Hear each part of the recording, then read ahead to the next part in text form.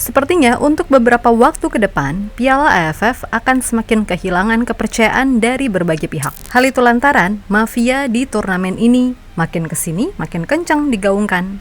Yap, di edisi 2026, yang menurut Presiden AFF akan jauh lebih baik, tapi nyatanya situasi di lapangan masih aja penuh kontroversi. Setelah kemarin permasalahan wasit di laga Indonesia versus Singapura merebak, kali ini ada Myanmar yang akhirnya ikut speak up dengan sikon yang terjadi. Ya, pasca kekalahan 2-0 atas Thailand, pelatih Myanmar, John Anderson, diketahui melontarkan kecaman menohok atas keputusan wasit Yusuke Ohashi yang memberi tim Gajah Perang 2 penalti yang dirasa aneh. Uniknya, nggak sedikit juga yang menyebut jika pihak AFF telah menyiapkan skenario untuk mempertemukan Thailand dan Vietnam di final. Sesuatu yang pastinya kian membuat banyak pihak sekali lagi geram, serta meminta agar turnamen Piala AFF disudahi saja, karena bagaimanapun di Asia Tenggara bakal digelar FIFA ASEAN Cup yang masuk kalender resmi internasional, serta punya hadiah yang jauh lebih besar dan pastinya lebih dalam tanda kutip rapi soal penataan jadwal dan lain-lain.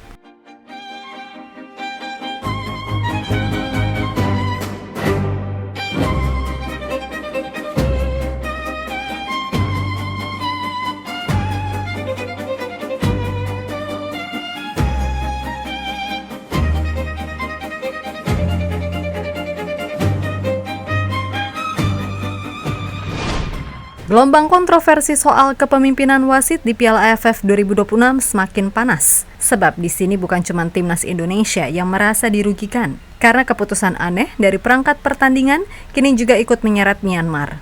Alhasil nggak sedikit yang menduga adanya skenario tertentu demi mewujudkan duel final antara Vietnam dan Thailand. Memang, Piala AFF makin kesini dirasa makin lama makin mirip panggung komedi. Belum selesai fans Garuda dibuat kesal dengan keputusan wasit Abdullah Salim saat menghadapi Singapura. Sekarang drama yang serupa kembali muncul di laga Thailand kontra Myanmar. Yap, di laga tersebut, Thailand sendiri menang 2-0 lewat 2 penalti melalui Warachit Kanitsribampen di menit 10, serta Jehanavi Mamah di menit ke-51. Untuk kemudian keluar sebagai juara grup.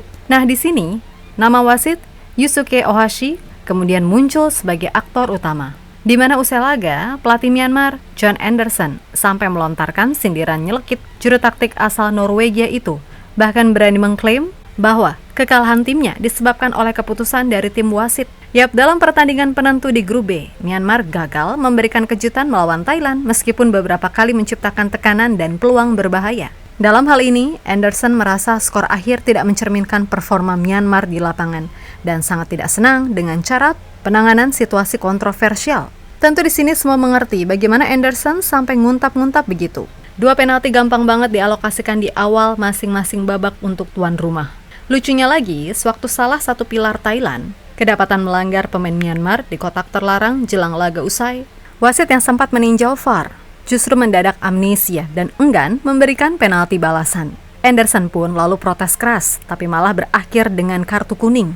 Yang menyebabkan kekalahan kami hari ini adalah 3 orang di pinggir lapangan. Saya merasa sangat buruk kami kalah karena hal-hal lain, bukan karena tim Thailand. Saya tidak ingin mengatakan terlalu banyak. Semua orang bisa melihat di mana yang menciptakan lebih banyak peluang berbahaya dalam pertandingan ini, ucap sang juru taktik.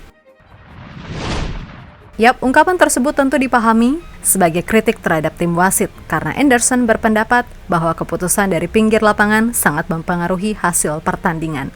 Dan atas kekalahan melawan Thailand pada akhirnya membuat Myanmar hanya mengumpulkan 6 poin yang kemudian secara resmi tersingkir dari ASEAN Championship 2026. Sementara itu Thailand menyelesaikan babak penyisihan grup dengan rekor sempurna, meraih 12 poin, dan hebatnya mereka tidak kebobolan 1 gol pun. Nah, Thailand sendiri maju ke semifinal untuk melawan Singapura, sedangkan Malaysia sebagai runner-up grup B akan melawan Vietnam. Oke lah, paham arahnya kemana prasangka ini.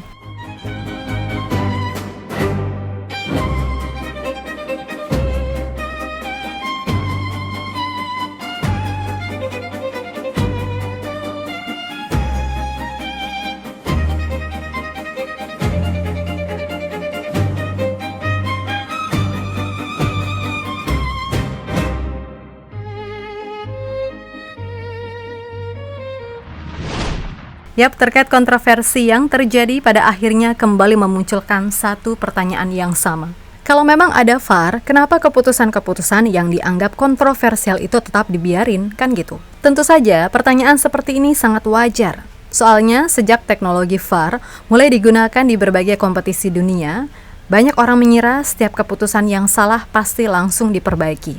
Padahal realitanya nggak sesuai, yaitu gol, penalti, kartu merah langsung, dan kesalahan identitas pemain. Masalahnya, wasit-wasit utama ini loh, yang udah puluhan kali kerap menghadirkan keputusan janggal sepanjang gelaran AFF. Dan lagi-lagi, nggak bisa dipungkiri, sejak tahun 1996, ketika turnamen ini pertama kali digelar, berbagai polemik terus menyelimuti di tiap edisi.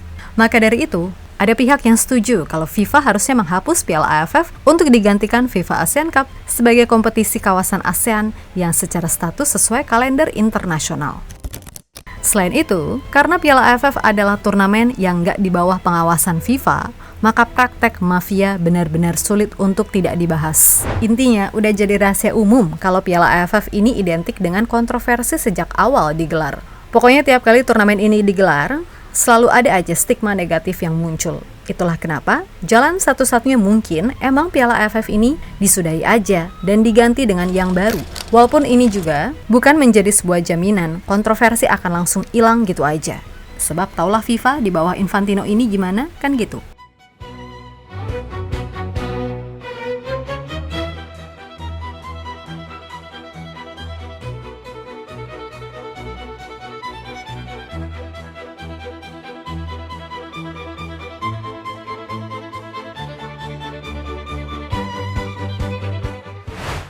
Di sisi lain, terkait kegagalan timnas Indonesia di AFF 2026 ini, PSSI melalui Sekjen, Bapak Yunus Nusi, mengaku juga ikut terpukul dan tidak menyangka timnas Indonesia harus angkat koper lebih awal dari Piala AFF 2026. Ya, kendati kegagalan ini memicu gelombang kekecewaan publik, Federasi menegaskan tetap pasang badan membela para pemain yang dinilai telah berjuang maksimal di lapangan. Di sini Pak Yunus mengatakan kalau kegagalan tersebut menjadi hasil yang di luar dari perkiraan federasi. Meskipun demikian, beliau mengingatkan bahwa sepak bola selalu memiliki kemungkinan yang tidak terduga.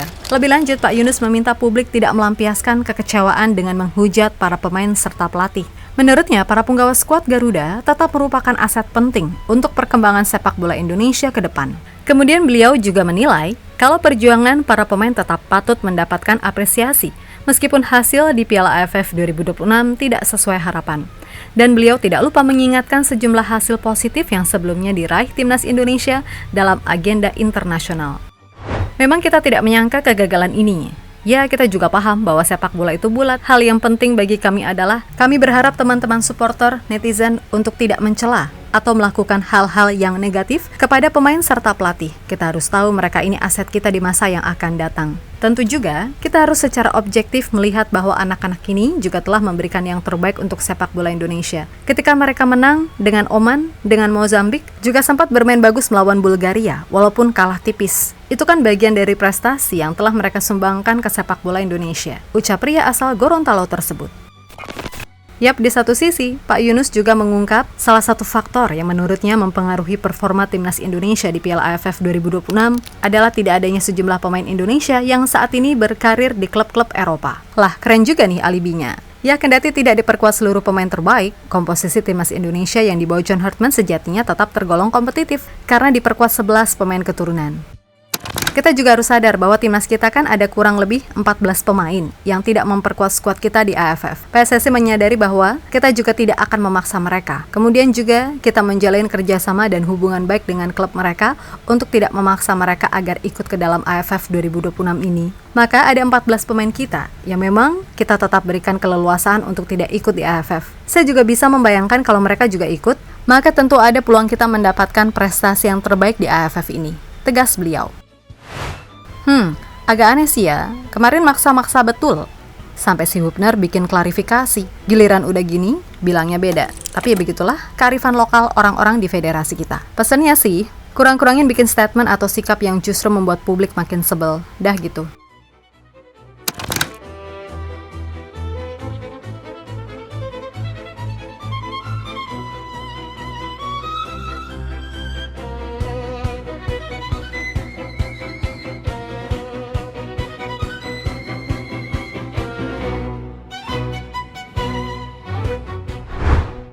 Yap, terlepas dari apapun, Piala AFF 2026 ini sekali lagi sukses bikin banyak pihak geleng-geleng kepala. Wasit aneh, penalti gampang, VAR yang kayak cuman formalitas. Terus muncul dugaan skenario-skenario tertentu. Myanmar aja yang biasanya diam, sekarang ikutan speak up keras. Pelatihnya bilang terang-terangan, kami kalah karena 3 orang di pinggir lapangan. Pertanyaannya, kalau udah begini, buat apa lagi dipelihara? Kan gitu. Ya benar sih, mending alihin energi ke FIFA ASEAN Cup yang statusnya resmi. Hadiahnya lebih gede, jadwalnya lebih rapi, dan minimal agak lebih jauh dari aroma mafia ASEAN yang udah jadi trademark AFF sejak 1996. Tentu kita semua udah capek nonton drama yang itu-itu aja tiap tahun. Dan sekarang tinggal nunggu aja, apakah AFF masih mau bertahan dengan stigma yang makin kental, atau akhirnya sadar bahwa Asia Tenggara butuh kompetisi yang lebih clean dan kredibel, kan gitu. Ya pokoknya, sampai jumpa di AFF edisi berikutnya. Itu pun kalau masih ada, kan gitu. Terus buat semua elemen timnas, tetap semangat dan sukses selalu, oke? Kita Garuda.